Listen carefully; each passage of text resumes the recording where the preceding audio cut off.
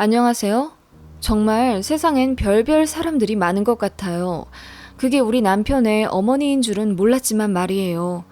소름 끼치도록 경멸스러운 시어머니의 악행. 지금 시작할게요. 저희 남편은 참 불쌍하게 자랐어요.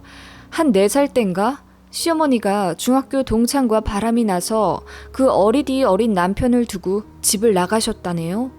그나마도 4살 때까지 잘 키워주시기라도 하면 그 추억의 힘으로라도 잘 살아왔을 텐데 거의 방치하며 남편을 키우셨댔나 봐요.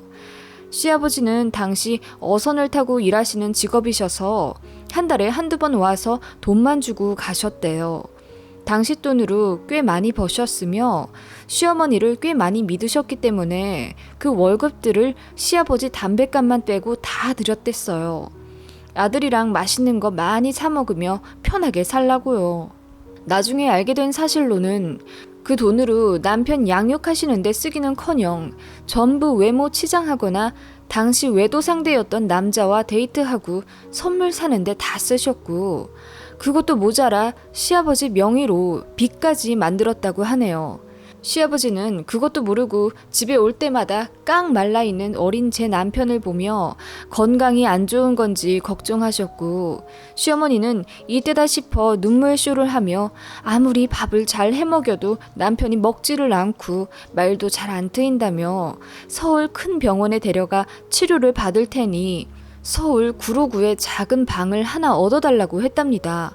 사실 방치로 말도 제때 안 트인 거고 밥도 제대로 안 줘서 말라간 건데 어찌나 구구절절 거짓말도 잘 하셨는지 시아버지가 껌뻑 속으셨고, 일도 미룬 채 있는 돈 없는 돈 쥐어짜서 서울에 작은 원룸을 얻어주셨는데 그 후부터 시어머니의 본격 외도가 시작되셨다고 해요.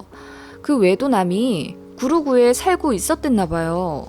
그 어린 남편을 작은 원룸에 처박아 놓고 어떤 날은 외박까지 하며 남편을 방치했고, 결국 제 남편은 어느 한파가 몰아치던 추운 겨울날 아사 직전에 추운 골방에서 위층에 살고 있는 집주인 아주머니께 지적적으로 발견되었다고 해요. 주인 아주머니는 경찰에 신고를 하셨고, 시어머니는 자신의 외도 사실이 들킬까봐 혼비백산하며 외도남과 아예 먼 곳으로 도망을 갔대요. 어선 타고 멀리 일하러 가셨던 시아버지와 연락이 닿지 않았던 관계로 남편은 시설에서 며칠 보호받았고, 뒤늦게 소식 알고 맨발로 달려오신 시아버지가 한참을 품에 안고 엉엉 우셨다고 하네요.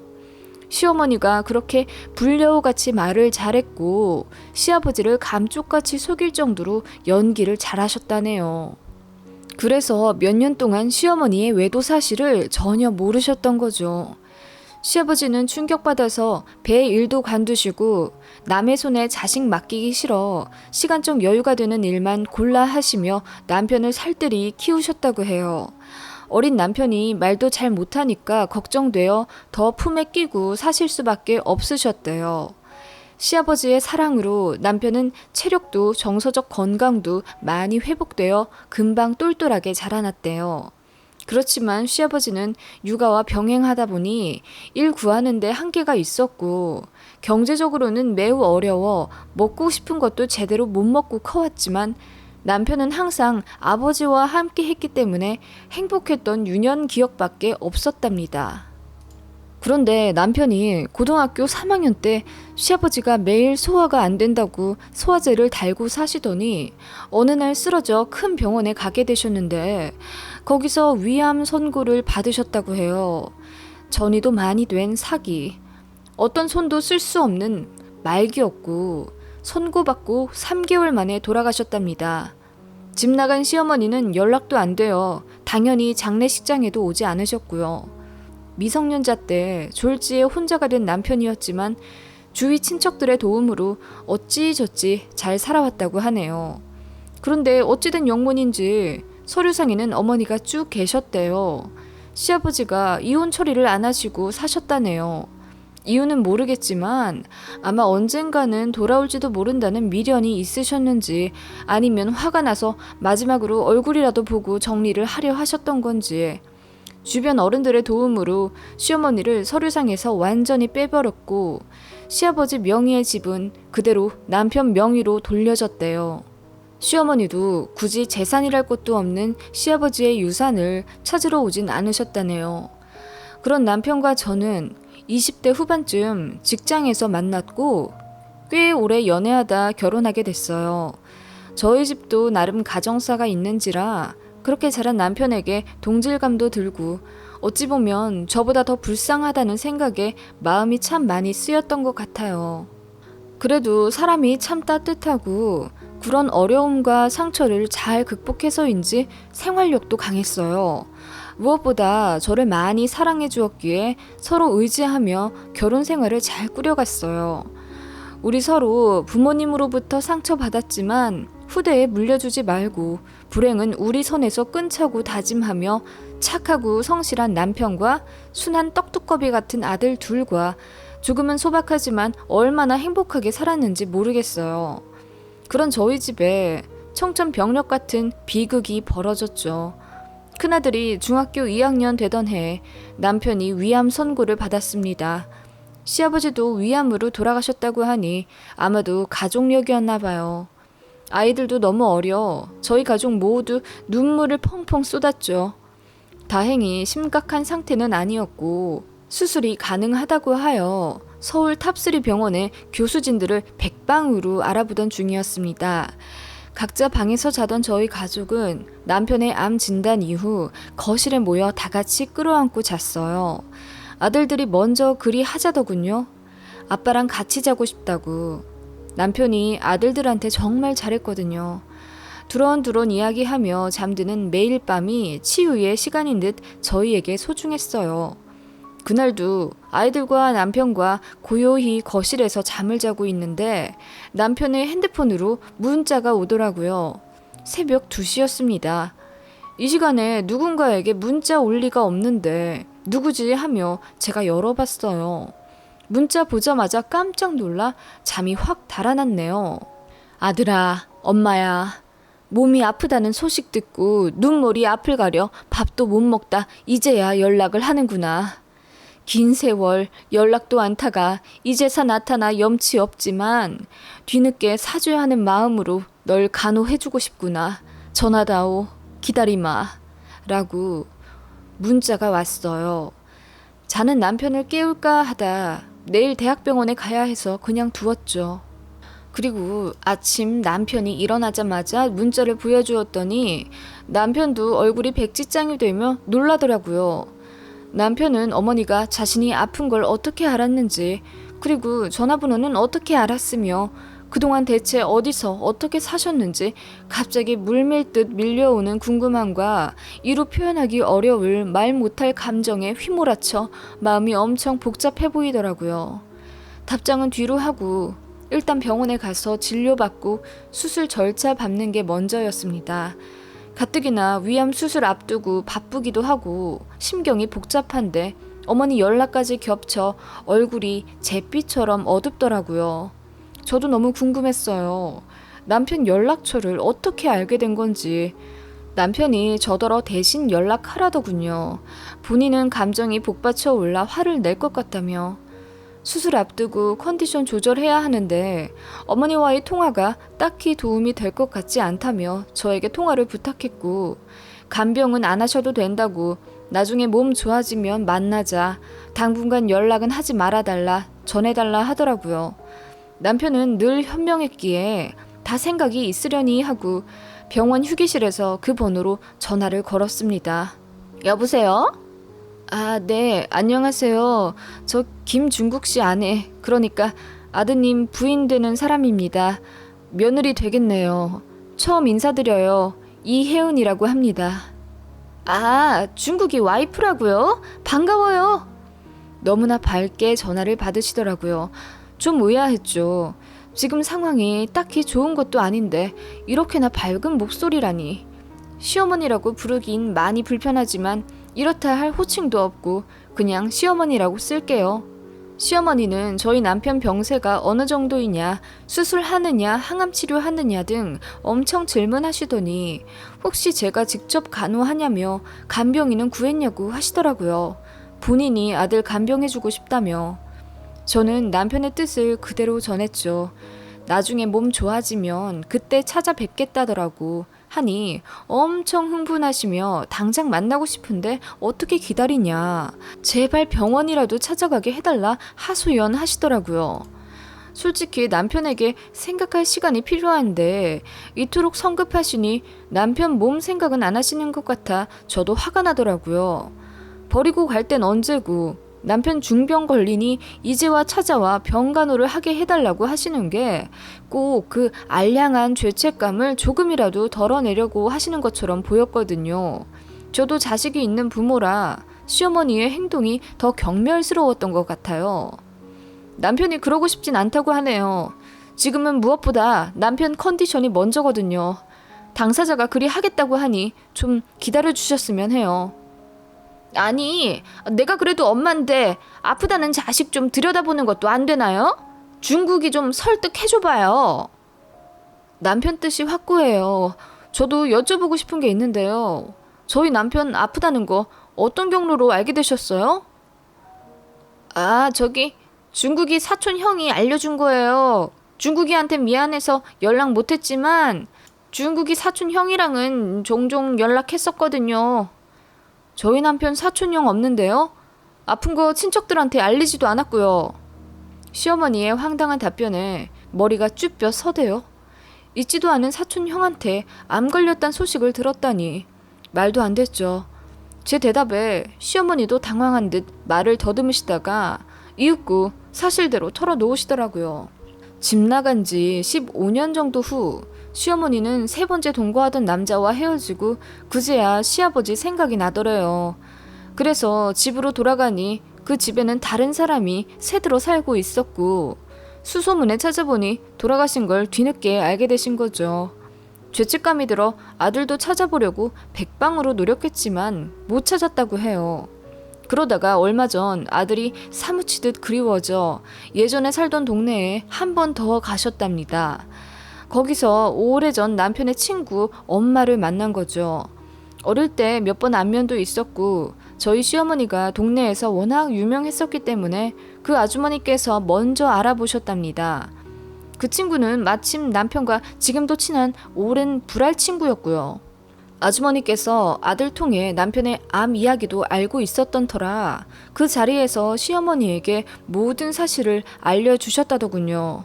당신 아들 암이라고. 그 자리에서 목 놓아 우는 시어머니를 딱하게 여겨 자신의 아들 방을 뒤져 제 남편 전화번호를 찾았고 그렇게 건네주신 거래요. 아무튼 그렇게 긴 통화로 모든 걸 알려주신 시어머니는 제발 병원이라도 알려달라며 하소연하셨고 저는 나중에 문자로 남겨드리겠다며 일단 끊었습니다. 그리고 그 다음날 수술을 앞두고 입원해서 이것저것 검사를 받느라 고된 남편을 대신해 이것저것 서류 처리할 게 많아 병원 1층 로비에서 바쁘게 움직이고 있는데 누군가 저를 잡더라고요. 60대 정도 돼 보이시는 어느 예쁘장한 여성분이셨는데 저를 보더니 혹시 중국이 부인 아니냐시네요? 맞다고 하니 제 손을 덥석 잡으며 내가 바로 중국이 엄마라며 저를 끌어 안으시는 거 있죠. 어안이 벙벙했어요. 대체 어떻게 이곳에 오셨고 안면식도 없는 저를 대체 어떻게 알아보신 건지 소름이 끼치더라고요. 그분은 눈물까지 흘리며 반가워 하셨지만 저는 한 걸음 뒤로 물러설 수밖에 없었죠. 아니 저를 어떻게 아신 거죠? 여긴 어떻게 알고 오셨어요? 내가 걱정이 돼서 기다릴 수가 있어야죠. 대학병원 다 돌아다니며 찾아다니고 있었어요. 마침 중국이 카톡에서 가족 사진을 봐서 며느리 얼굴도 알고 있었고요. 혹시나 해서 물어봤는데 맞네 하시더라고요. 저는 너무 쎄했죠. 이렇게 갑자기 찾아오신 것도 막무가내로 이 병원 저 병원 다 돌아다니며 저희를 찾아내셨다는 점도요. 그러면서 남편 수술 언제냐 물으시길래 이틀 뒤라고 말씀드리니 당장 올라가서 아들 좀 봐야겠다 하시더라고요. 솔직히 병원까지 오셨는데 안 된다고 할 수는 없는 노릇이고 일단 남편한테 물어보겠다고 했어요. 환자 의사가 우선이니까요. 그랬더니 순간 표정을 확 굳으시며 화를 내시대요. 내가 애미고 아들이 암 수술을 앞두고 있는데 얼굴도 못 보냐며 본인이 이제 나타났다고 시애미 취급도 안 해주냐면서 갑자기 말도 놓으시고 화를 내시는 거예요. 당황스러웠지만 일단 기다리시라고 하고 다급히 입원실로 가서 남편을 만났습니다. 고된 검사로 지쳐있는 남편에게 사실대로 이야기했어요. 1층에 어머니가 와 계신다고요. 남편이 얘기 듣더니 그럼 올라오시라고 하대요. 그렇게 남편과 시어머니는 거의 40년 만에 만나게 된 거예요. 시어머님이 남편 붙잡고 어찌나 엉엉 울던지 6인실이라 살짝 눈치도 보이더라고요. 남편은 얼떨떨해 하다가 눈물을 조금 글썽였어요. 그리고 일단 만났으니 다행이고 다른 얘기는 나중에 차차 하자며 남편이 어머님을 돌려보내려고 했어요. 그런데 어머님이 갑자기 두 팔을 걷어붙이시며 병간호를 당신이 하겠다고 하시대요. 남편이 당황해서 그럴 필요 없고 솔직히 마음이 너무 복잡하기도 하고 불편하다. 나중에 정식으로 만나 이야기하자 하시니 황소고집을 부리시며 곧 죽어도 병간호를 하게 해달라고 우기시더라고요. 가시라고 해도 막무가내. 걸레를 어디서 찾아오셔선 안 그래도 깨끗한 캐비넷을 쓱쓱 닦고 남편이 알아서 물 먹을 텐데 기어이 물을 먹여주시고 많이 산만했죠. 도움도 안 됐고. 남편이 조금 언성을 높여 그냥 가시라 했더니 쩍 소리를 내시며 나가시대요. 내일 오겠다 하시며. 아무래도 이상해서 그렇게 가시는 시어머니 뒤를 밟았어요. 시어머니가 입원 병동 엘베 앞에 서서 어딘가로 전화하시더라고요.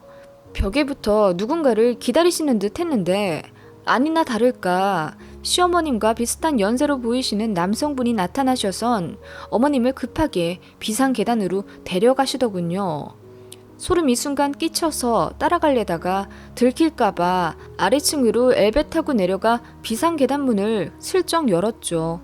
뭐라 대화를 하시는데 중간중간 보험이라는 단어도 들렸고 자격 어쩌고 운운하시면서 두 분이 꽤나 진지하게 얘기하시길래 더 자세히 들어보려고 올라가 봤어요. 서로를 자기야라고 부르시더군요. 그렇게 한참을 이야기하다 비상계단 문 열고 다시 나가시더라고요. 뒷덜미가 오싹하도록 뭔가가 너무 수상했죠. 아무튼 뭔가 정상적으로 돌아가는 건 아니다 싶어서 남편에게 말했어요. 남편도 어머님이 너무 이상했다고 눈에서 진심이 느껴지지 않고 뭔가 연기하는 것 같더래요. 그러면서 심란해 하길래 토닥여줬습니다. 약속대로 그 다음 날도 어머님은 오셨고 시장에서 하우스 귤을 사왔다느니 하며 까주시려고 하길래 내일 당장 수술인데 이런 거 먹으면 안 된다고 제가 막으니 순간 정색하시더라고요. 그렇게 그냥 혼자 횡설수설 이 말 저 말 하시며 과거에 정말 미안했다고 본인이 미쳤었다고 눈물로 사죄도 하시고 손자들 사진도 보여달라 하시고 이것저것 보여달라 요구가 엄청 많으시더니 집도 한번 보여달라 하시대요. 내부가 궁금하대요. 그래서 그건 나중에 보여드리겠다 말씀드리니 돈은 어느 정도 모아뒀냐고 물으시길래 너무 황당해서 표정 관리가 안 됐죠. 이 상황에 재산을 궁금해 하시는 게 너무 생뚱맞잖아요. 솔직히 최악의 상황을 생각할 수밖에 없더라고요. 워낙 뉴스에서 별의별 사건을 다 봤기에. 그리고 그 어린 남편을 방치하면서까지 외도했던 시어머니가 정상은 아닌 것 같길래 계속 경계할 수밖에 없었죠. 돈 노리고 다가오는 것 같다는 느낌이 사라지지가 않더라고요. 남편도 그걸 느꼈는지 그냥 가시라고 했고 그날 저녁 저희는 입원실을 바꿨어요. 다시 찾아오지 못하시게. 병동에도 말씀드려서 저희 신변 보호 부탁드렸고 어머님이 저희 애타게 찾는 전화며 문자도 일체 받지 않았죠. 아무튼 최대한 남편 편안하게 수술받는 게 먼저였어요. 남편 수술은 성공적이었어요. 진짜 다행이었죠. 위치가 참 좋았고 이래저래 후유증도 없이 무사히 잘 있다가 퇴원하게 됐어요. 병원에서 2주 정도 그렇게 있다가 퇴원하려고 제가 열심히 퇴원 수속하고 차에 짐 먼저 넣으러 주차장에 가는데 세상에 저희 차 앞에 시어머니가 계시는 거예요. 저를 보시더니 확 찌려보시며 말씀하시더군요. 왜 연락을 안 받아? 내 아들 암 수술했는데 애미가 보지도 못하게 하고 네가 가운데서 이간질했지? 이러시더라고요. 어이가 없어서 제가 말했죠. 갑자기 나타나셔서 저희 남편 마음도 읽으려 하지 않으시고 독단적으로 행동하셨잖아요. 남편이 많이 불편해했어요. 제 뜻이 아니라 남편 뜻이에요. 기다리시면 연락드리겠죠. 떠나실 때도 맘대로 하시더니 돌아오실 때도 이렇게 맘대로 하시면 이젠 제가 곤란합니다. 화가 나서 저도 다다다 말할 수밖에 없었어요. 게다가 의심스러운 상황이었으니까요. 그랬더니 갑자기 태세 전화를 하셔선 눈물을 흘리시곤 제 앞에서 무릎을 꿇으시는 거예요. 애미 노릇 한 번만 하게 해달라 하시는데 꼭 악어의 눈물처럼 보여서 이상하게 소름이 끼치더라고요. 그때 저 멀리서 저번에 봤던 그 시어머니랑 같이 오셨던 남자가 보였어요. 저희를 멀리서 지켜보고 계시더라고요. 순간 오싹했어요. 어머님 손을 뿌리치고 일단 차에 짐을 급하게 실은 채 차에 타려고 했죠. 그랬더니 그 남자가 성큼성큼 다가오더니 제 차 문을 턱하니 잡더라고요. 제가 공포에 질려서 소리를 지르니 그제야 씩 웃으며 시어머니 애인 되는 사람이라며 얘기가 잘 안 되어가는 것 같아 도와주러 온 거라 하대요. 제가 왜 갑자기 이러시는지 모르겠다고 일단 퇴원하고 나중에 이야기하자고 하니 어차피 집도 아니까 찾아오겠다 하시길래 절대 그러지 마시라고 했습니다. 연락은 꼭 드리겠다고. 그렇게 도망치던 남편과 퇴원했어요. 어머님 진짜 이상하시다고 조심하자고 하고 그렇게 회복에 집중하던 어느 날 경비실에서 연락이 오대요. 누가 찾아왔는데 차량 출입구를 열어달라고 한다고. 아는 사람이냐고 이름을 말하시는데 시어머니 성함이었어요. 제가 너무 깜짝 놀라서 절대 안 된다고 열어주지 말라고 했죠. 그렇게 한 30분 지났을까? 1층 공동 현관문 호출이 오더라고요. 인터폰 화면을 본 순간 너무 놀라 소리를 질렀습니다. 남편도 같이 보고 화를 내더군요. 제가 열지 말라고 했는데 그냥 문 열어서 다시는 못 오게 말씀드려야겠다며 오늘 단판을 짓겠다더군요. 그렇게 저희 집으로 온 시어머니는 왜 연락도 하지 않아서 이렇게 몸소 오게 만드냐 저희를 타박하시대요. 그러더니 저희 집을 한번 쭉 둘러보시더니 어렸을 땐 어렵게 살더니 어떻게 이렇게 좋은 새 아파트에 들어왔냐며 여기 집값이 얼마던데 돈 많이 벌었구나 하시더라고요. 이미 서류도 다 떼봤는데 융자도 거의 없더라시며 저희 뒷조사한 걸 술술 말씀하시대요. 남편이 열받아서 지금 뭐 하시는 거냐고 40년 만에 나타나서 하는 말이 겨우 그런 거냐며 그동안 많이 그리워했고 이유가 있을 거라고 애써 생각하며 어머니를 용서하려고 했는데 이렇게 나오니 아예 없는 셈으로 치겠다. 당장 나가시라 했더니 시어머니가 갑자기 어디론가 전화를 거시대요. 1분도 지나지 않아 현관벨이 울렸고 시어머니가 자연스럽게 문을 열어주시더라고요. 그리고 그 애인이라고 불리던 남자를 집에 들이시더군요. 남편이 소리를 지르며 둘 다 당장 나가라고 울부짖었어요. 그랬더니 그 남자가 사람 좋아 보이는 미소를 지으며 일단 얘기나 좀 하자고. 그동안 쌓인 게 많을 텐데 얘기 충분히 하고 나서 연 끊어도 되지 않겠냐. 수술한 지 한 달도 안 되었는데 이렇게 무리하면 안 된다. 청사한 유수로 말하더군요. 그래서 제가 딱 잘라서 말했죠. 딱 10분 줄 테니까 하실 말씀 있음 다 하라고. 그랬더니 시어머니가 저더러 빠지라는 거예요. 아들이랑 단둘이 얘기할 테니 어디 방이라도 들어가 있으라며 앙칼지게 말씀하시대요. 남편이 저를 꽉 잡으며 무슨 얘기든 와이프 앞에서 하시라 했더니 마음에 안 든다는 표정으로 그제야 말씀하시더라고요. 인연을 끊으면 끊겠는데 솔직히 제대로 정리를 못하고 나오셨대요. 시아버지가 남기고 간 그 집이 본인 건데 친척들 때문에 빼앗겼다며 황당한 소리를 하더라고요. 그러더니 그 집을 다시 내놓으래요. 남편이 어이가 없어서 그 집 팔아버린 지 오래고 어떻게 이제와 그걸 달라는 소리를 하냐. 제정신이냐고 했어요. 그러니까 그 남자가 억지 웃음을 지으며 남편에게 말하대요. 그 집은 정당하게 우리 애인 거 맞다고, 그 집을 팔았다고 하니 지금 시세로 쳐서 돈을 달래요. 안 주면 법적 소송까지 걸겠다 해서 제가 그러라 했습니다. 방임 방치해놓고 도망간 주제에 반려자는커녕 부모 자격도 조금이라도 있을 줄 아냐며 당신 집은 하나도 없으니까 더러운 돈 욕심 그만 부리고 나가라고 했어요. 그랬더니 소리를 빽 지르더라고요. 그 집 판 돈 안 줄 거면 암 진단금이라도 나온 거 내놔. 보험 들어놓은 거라도 있을 거 아니야. 하더라고요. 와, 진짜 어이가 없었습니다. 그 간병하겠다는 게 그럼 혹시라도 저희 남편 잘못되기라도 하면 조금 간병하고 부모 노릇했다 떵떵거리며 사망보험금에서 얼마라도 타내려는 속셈이었을까요? 어쩐지 처음부터 이상하더라고요. 돈 때문에 이제야 저희 남편을 찾은 거라니.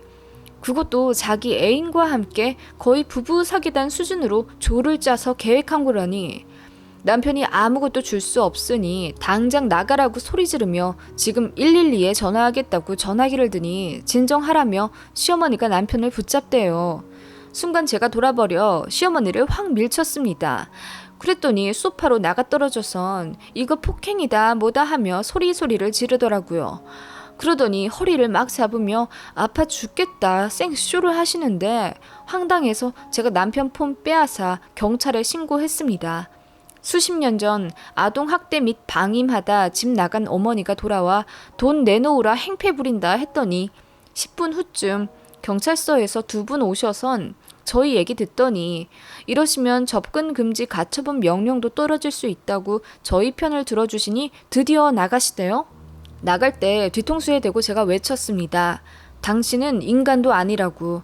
한 번만 더 나타나면 나도 가만 안 둘 거고 고소할 거라고. 각오 똑바로 하라고 했더니 뭐라 꿍시렁꿍시렁 하대요. 그리고 지금 1년 정도 지났는데 다행히 쥐 죽은 듯 연락 없습니다. 아마 그렇게 돌아오면 그리움에 남편이 어머니를 받아들이고 돈도 줄 거라고 생각했나 봅니다. 그런데 자기들 예상과는 다르게 너무 완강하게 거부하니 돈 타내긴 글렀다 생각해서 포기한 거 아닐까 싶어요. 남편은 그때 일이 너무 충격이었는지 한동안 밥도 잘 못 먹었고요. 그런 남편을 위로한다고 저와 아들들도 꽤나 고생했습니다. 큰 아들과 작은 아들이 자기들 용돈 모아 어느 상담소를 예약했더군요. 아빠 마음속에 있는 어린 아이를 달래줘야 한다며 여기서 상담받으면 더 행복해질 거라는 의젓한 소리를 하길래 저희 모두 부둥켜 안고 울었습니다. 저도 가정사가 꽤 복잡해서 친정이 없다고 봐야 하긴 하지만 저희 남편이 더 불쌍한 것 같아요. 정말 어찌 이런 막장 엄마에게서 태어난 건지. 그래도 다 이겨내고 행복하게 살려고 노력하는 저희 남편 열심히 응원해줄랍니다. 언제 또 나타날지 몰라 안심할 수는 없지만 다음엔 정말 경찰에 신고하고 변호사 도움받아 고소까지 해보려고요.